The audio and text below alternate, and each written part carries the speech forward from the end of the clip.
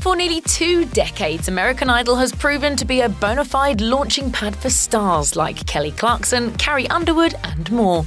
But the fame that can come from appearing on the show is sometimes accompanied by controversy. These are the huge scandals that rocked American Idol. The second season of American Idol delivered its very first scandal, and it was a juicy one. As the New York Post reported, the Smoking Gun website had uncovered topless photos of contestant Frenchie Davis, then 23, on an adult website called Daddy's Little Girls. Even though Davis claimed she was 18 when the pics were taken, her adult industry past got her kicked off the show. I was 18 years old, 3,000 miles away from home. I had no financial support.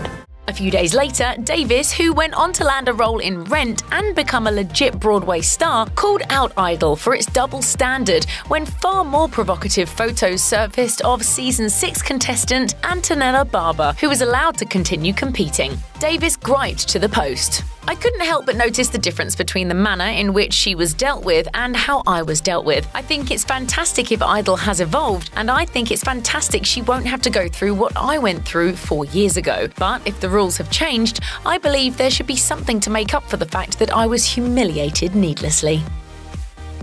Corey Clark's time on American Idol was brief, with the singer kicked off in 2003 after the Smoking Gun shared details of his arrest for allegedly beating up his teenage sister.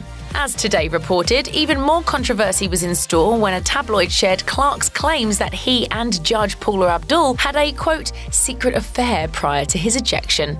According to the Season 2 contestant, they'd allegedly had an illicit relationship while he lived in her guest house, but she warned him to keep his lips zipped, reportedly telling him, "Don't screw me or you'll be sorry." Clark's claims, it should be noted, were taken from a book proposal he'd been shilling to publishing companies. Abdul denied everything, telling the tabloid she, quote, disputes the allegations contained in the book proposal. However, Idol producers took Clark's claims seriously enough to appoint an independent counsel. MTV News reported that after a months-long investigation, no evidence was found to back up his allegations. Abdul said in a statement, "I'm grateful this ordeal is over, and I'm so looking forward to getting back to the job I love. Once again, I thank my fans from throughout the world for their undying love and support." American Idol's entire premise rests on its singers being undiscovered amateurs who are then propelled to stardom. Yet, every once in a while, a contestant's past has blown this conceit to smithereens. Such was the case with Joanna Pesiti. She'd already had a record deal and even released her debut album. Meanwhile, one of her songs had also appeared on a movie soundtrack. As if that weren't enough, she'd also gone on tour as the opening act for Nick Lachey, who was signed to a label owned by Sony BMG, the same company that awarded recording contracts to American Idol champions. In order to eradicate any suggestion of unfairness to the season's other contestants, Pesiti was shown the door. I definitely wasn't expecting it. I was really devastated, obviously. After her 2009 dismissal, Pesiti told Access, "I've always been a strong believer that everything happens for a reason." After longtime judges Paula Abdul and Simon Cowell exited American Idol, OG judge Randy Jackson was joined by the star-studded combo of Keith Urban, Nicki Minaj, and Mariah Carey. It didn't take long for evidence to emerge that Carey and Minaj didn't get along, or to be more accurate, despised each other with the searing force of a million suns. That became clear when TMZ obtained a behind-the-scenes recording from the set, in which Minaj appeared to yell, "I told them I'm not putting up with her highness over there." After some back and forth between the two judges, Minaj allegedly upped the ante to declare off tape, "If I had a gun, I would shoot the bitch." Minaj denied saying that. Carey later told Barbara Walters she was so fearful of Minaj's alleged threats that she hired extra security. Nobody was surprised when neither singer came back for a second season of Idol. After it was all over, Carey was asked during an interview if she'd ever return. She insisted, "Hell no, absolutely not. That was the worst experience of my life." Can you say 3 nice things about Nicki Minaj? Can you?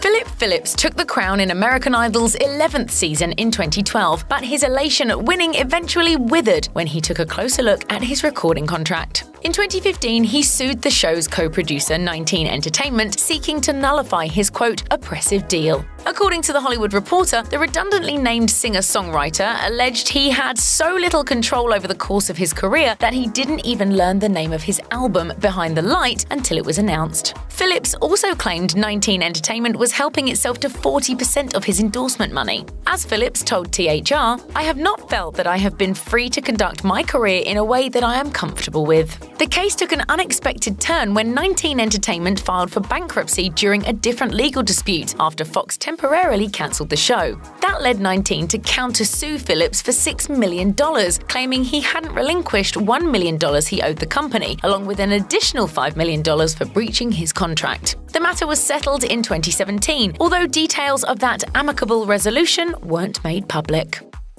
Elton John briefly appeared on American Idol's third season in 2004 and shared his opinion over a big voting scandal that took place when three of that season's most talented singers, Fantasia Barrino, LaToya London, and Jennifer Hudson, all of whom happened to be black women, wound up in the bottom three. And Simon, quickly, America's put these three ladies in the bottom three. What do you think? Tongue, floor.